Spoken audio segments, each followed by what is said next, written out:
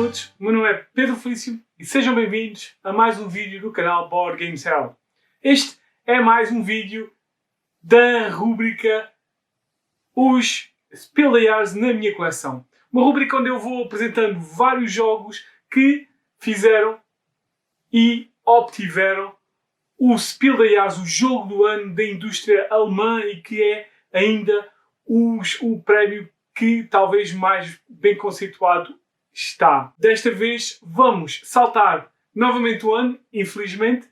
Vamos saltar o ano 2000 com o jogo Torres e vamos para o ano de 2001 para aquele que deve ser, e é de certeza, um dos jogos mais reconhecidos da indústria e que, sem dúvida, deve ter introduzido muitos board gamers a este novo mundo. E refiro-me a Carcassonne. Então, este é o Spiel des Jahres de 2001, o jogo do ano de 2001. E pouco mais há que introduzir, não é? É um jogo do Klaus-Jürgen Wrede e é um jogo para 2 a 5 jogadores com 8 ou mais anos de idade e dura entre 30 a 45 minutos. Esta é uma versão, como vocês podem dizer, já é uma versão antiga, ainda, portanto, este jogo era originalmente da Hans im Glück e é nesta versão da David, já um bocado antiga, claro.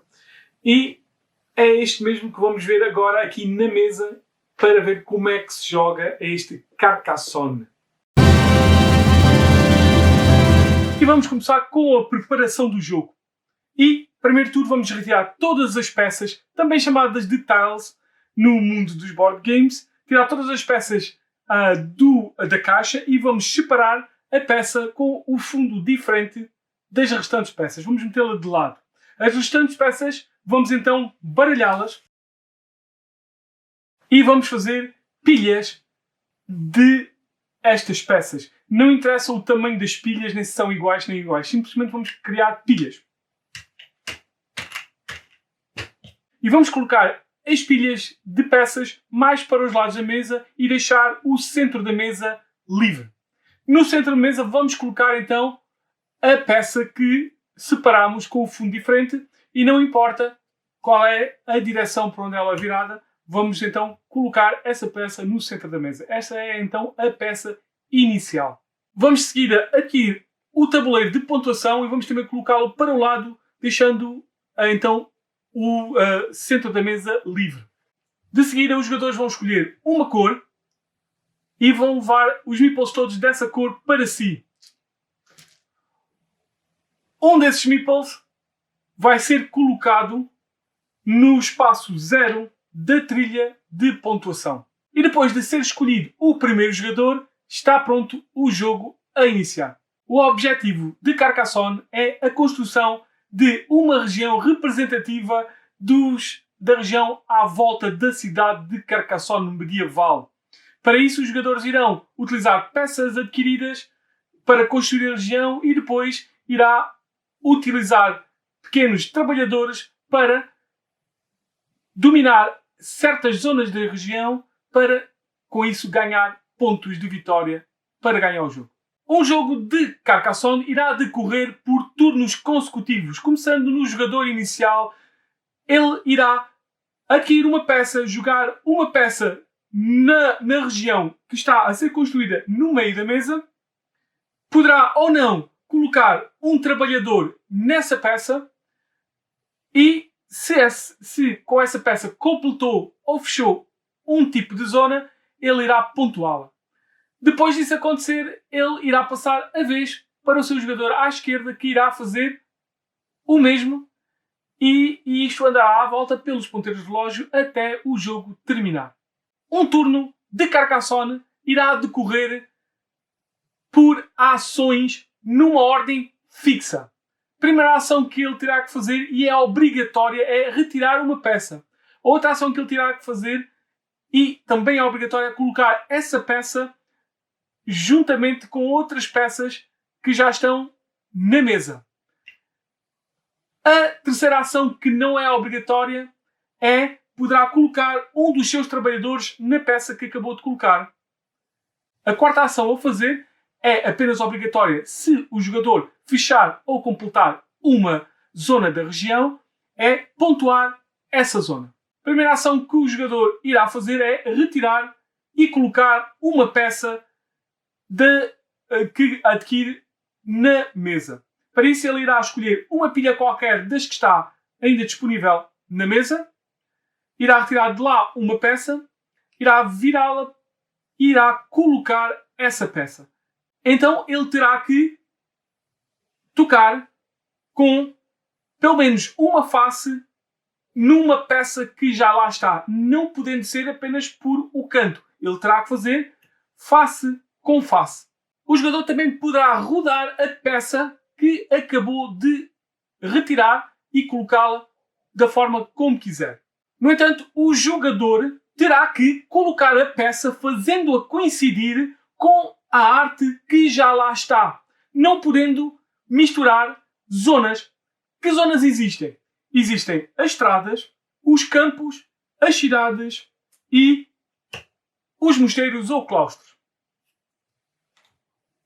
Então, se eu colocar uma peça, por exemplo esta, eu vou ter que a fazer coincidir ou com o campo ou com a estrada. Eu não poderei cortar estradas. Certo? Eu terei que fazer coincidir estradas com estradas. Ou então, posso fazer coincidir campos com campos. Também poderei fazer então coincidir cidades com cidades. Depois de colocar uma peça, a segunda ação imediatamente que o jogador pode fazer, não é obrigatório fazer, é colocar um dos seus trabalhadores ou dos seus meeples na peça que acabou de colocar. Não pode colocar mais nenhum trabalhador, não pode colocar o seu trabalhador em nenhuma outra peça a não ser aquela que acabou de colocar. E irá escolher uma das zonas dessa peça para colocar, podendo cada peça ter mais do que uma zona. Neste caso, ele ou poderá colocar na cidade ou poderá colocar no campo. Vamos dizer que ele colocava esta peça. As zonas são delimitadas por estradas, cidades e o limite das peças. Portanto, ele, quando colocasse essa peça, ele poderia colocar ou na estrada, ou no campo, ou no outro campo. Quando coloca numa estrada, numa cidade ou num mosteiro, a peça será colocada de pé. Se é colocada num campo, a peça será colocada deitada. Então o jogador poderá colocar o seu trabalhador ou na estrada, ou no campo de cima, ou no campo de baixo. O campo de cima era, então agora, todo este campo daqui. O campo de baixo era apenas este aqui. Portanto, este campo era diferente neste momento deste campo. No entanto, um jogador não poderá colocar um trabalhador seu numa zona que já está dominada e já tem outro trabalhador, seja seu ou seja de outro jogador. Se o jogador azul quiser colocar então aqui uma peça com a estrada, ou aqui, tanto faz, ele não vai poder colocar o trabalhador nesta estrada. Porquê? Porque já existe então um trabalhador a dominar esta estrada. No entanto, ele poderia então colocar ou um trabalhador neste campo ou um trabalhador neste campo. Isto também se irá passar a considerar. Se eu quiser colocar então a peça aqui, eu não vou poder colocar um outro trabalhador nessa peça, nessa cidade, porque já está a ser dominada por outro trabalhador, seja nosso ou seja de outro jogador.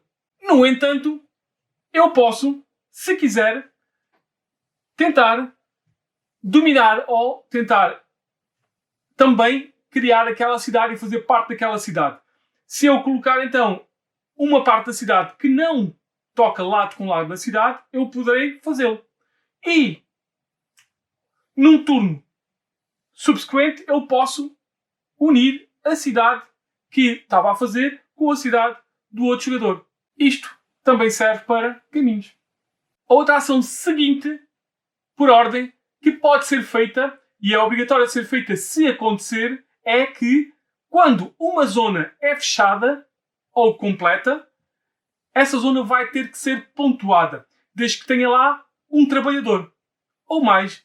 Por exemplo, se eu fechar esta cidade, isto é, eu tenho muralhas todas à volta desta cidade e os campos todos à volta, significa que eu fechei esta cidade. Neste momento, apenas tem este trabalhador aqui, o que significa que este jogador, o jogador azul, vai ganhar todos os pontos daquela cidade. Quantos pontos? Vai ganhar 2 pontos por cada peça que faz parte dessa cidade, mais 2 pontos por cada escudo que faz parte desta cidade. Isto é, ele ia ganhar 2, 4, 6, 8, 10 pontos.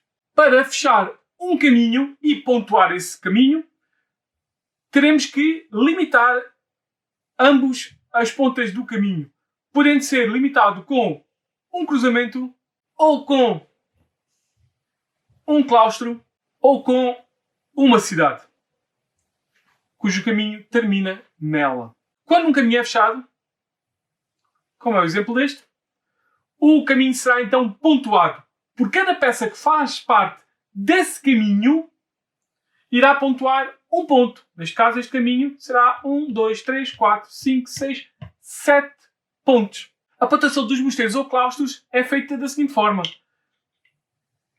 Quando à volta do claustro ou do mosteiro estão todas as peças colocadas, por exemplo, desta forma, o jogador irá pontuar um ponto por cada peça que está à volta desse mosteiro, mais um ponto por o próprio mosteiro, a um total de 9 pontos. O jogador que pontua é o jogador que tiver mais trabalhadores naquela zona a ser pontuada. No entanto, se existir um empate de número de trabalhadores nessa zona a ser pontuada, ambos os jogadores irão ganhar todos os pontos.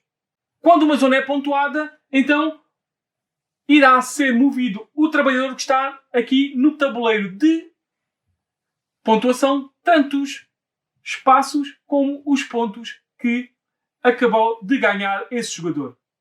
Depois pontuado, os trabalhadores que estavam na zona pontuada voltam para os seus jogadores. Os trabalhadores que estão nos campos deitados não voltam para o seu jogador, ficando até ao final do jogo para pontuar esses mesmos campos. Um jogo de Carcassonne termina quando um jogador retirar a última peça e jogar e fazer o seu turno completo. Quando isso acontecer, o jogo termina e irá passar-se à pontuação final.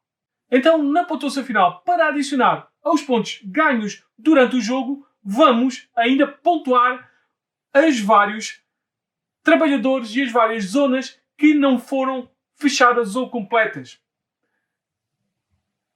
E os campos. Então, por exemplo, estes trabalhadores, aqueles que estão de pé, estão então por zonas que não foram completas. Existem então formas um pouco diferentes de pontuar o final do jogo. Os caminhos são pontuados da mesma forma. Cada peça que faz parte desse caminho, independentemente se ele está fechado ou não, irá valer um ponto.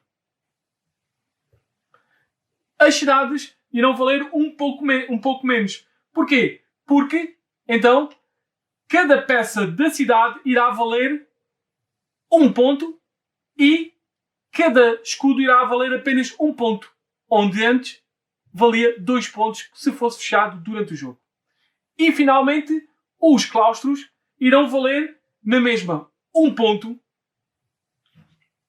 por cada peça que está à volta e mais um ponto por a peça do claustro ou do mosteiro. Que lá está, se não está fechado, não se vai ganhar 9 pontos. Neste caso, por exemplo, eu ganharia 7 pontos por este claustro. Depois de pontuadas as várias zonas de cidade, caminhos e claustros que não foram pontuados durante o jogo, vão-se pontuar finalmente os campos. Para se lembrar, os campos, como outras zonas quaisquer, estão delimitados por cidades, caminhos e o limite da região. E quem tiver mais trabalhadores naquele campo será ele o vencedor desses pontos. Se houver empate, todos são vencedores dos mesmos pontos, seja nos campos, seja nas outras zonas. Portanto, neste caso, este campo é um campo enorme, verde, que é dominado por este amarelo e por este azul. Os outros azuis não fazem parte deste campo. Este aqui não faz parte do campo grande e este aqui não faz parte do campo grande. Portanto, estes dois fazem parte do mesmo campo com este azul. O que significa que apenas estes dois e apenas o jogador amarelo irá pontuar este campo todo. Significa que este azul poderá ser retirado imediatamente do jogo. Então como é que se pontuam os campos depois de todos os trabalhadores que não estão a pontuar saírem? Então irão pontuar da seguinte forma. Vamos contar o número de cidades totalmente fechadas que fazem parte desse campo. Então este campo enorme tem 8 cidades totalmente fechadas. 1, 2, 3, 4, 5, 6, 7, 8. Tem, por exemplo, esta aqui que não está fechada. Essas não contam pontos nenhuns. O que significa, se por exemplo um trabalhador estivesse aqui, não iria contar nenhum ponto. Por cada cidade cujo campo nosso está a tocar, vale 3 pontos.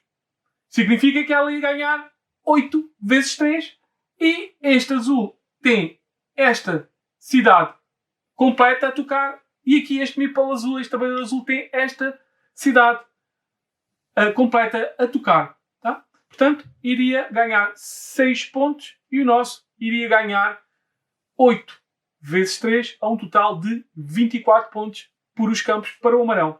E apenas ganha uma vez esta pontuação, independentemente do número de trabalhadores que lá tiver. Portanto, só iria ganhar 24 pontos.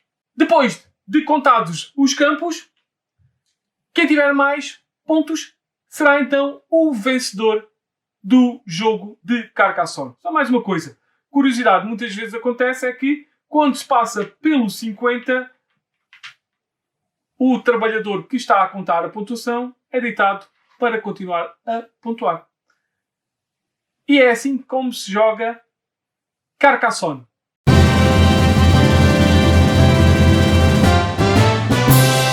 Já vimos então como é que se joga este Spiel des Jahres de 2001, o famosíssimo Carcassonne. E vamos aqui falar um bocadinho sobre umas curiosidades e sobre a minha opinião sobre este jogo. E a minha opinião é excelente. Eu adoro este jogo. É um jogo que se estranha e depois entranha-se. É sem dúvida faz parte daquele trio de jogos que se chamam os clássicos introdutórios, juntamente com o Catan e com o Ticket to Ride. Sem dúvida, o Carcassonne, na minha opinião, é então um daqueles clássicos modernos de introdução a este hobby.